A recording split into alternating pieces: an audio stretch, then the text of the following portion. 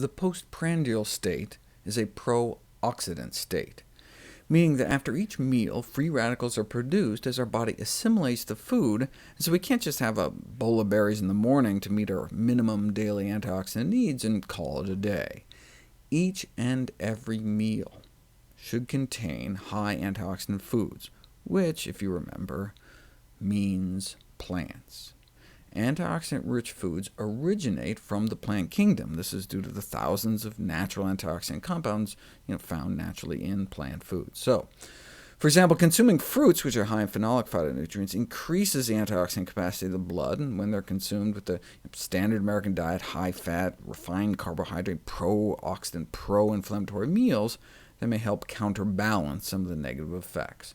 Given the content and availability of fat and sugars in the Western diet, regular consumption of phenolic-rich foods, particularly in conjunction with meals, appears to be a prudent strategy to maintain oxidative balance and health. And of all fruits, berries may be the best. So for example, here's the spike in oxidation caused by a Mediterranean meal of pasta, tomato sauce, olive oil, and fried fish. Obviously not enough tomatoes. Add a glass of red wine, which contains berry phytonutrients from grapes, and we can bring down the level of oxidation, but not blunt it completely. So the meal needs even more plants.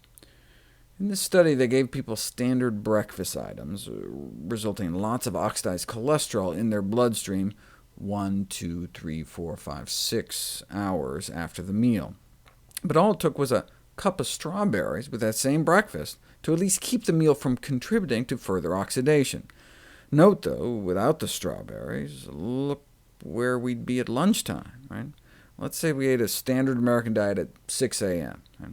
Then 7, 8, 9, 10, 11, noon. If we didn't eat that cup of strawberries with breakfast, by the time lunch rolls around, we'd already be starting out in a hyperoxidized state and could just make things worse. Since Western eating patterns include eating multiple meals a day, including snacks, one can only speculate on the level of biological unrest. But at least if we had some berries for breakfast, we'd be starting out at baseline for lunch.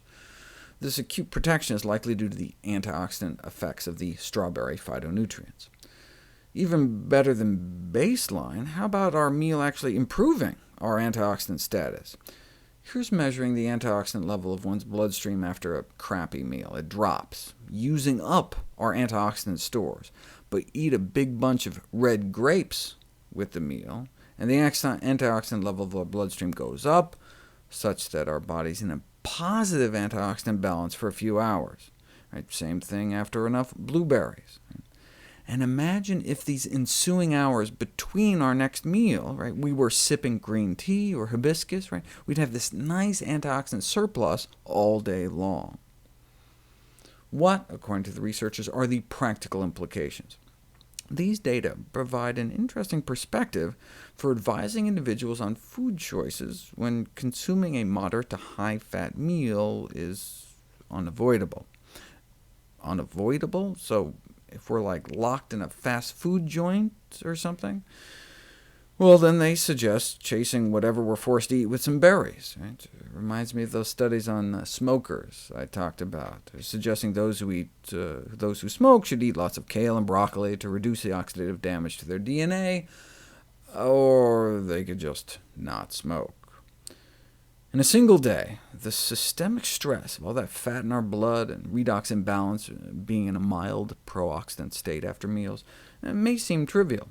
Over time, however, these daily insults can lead to complicated atherosclerosis, contributing to hundreds of thousands of deaths a year.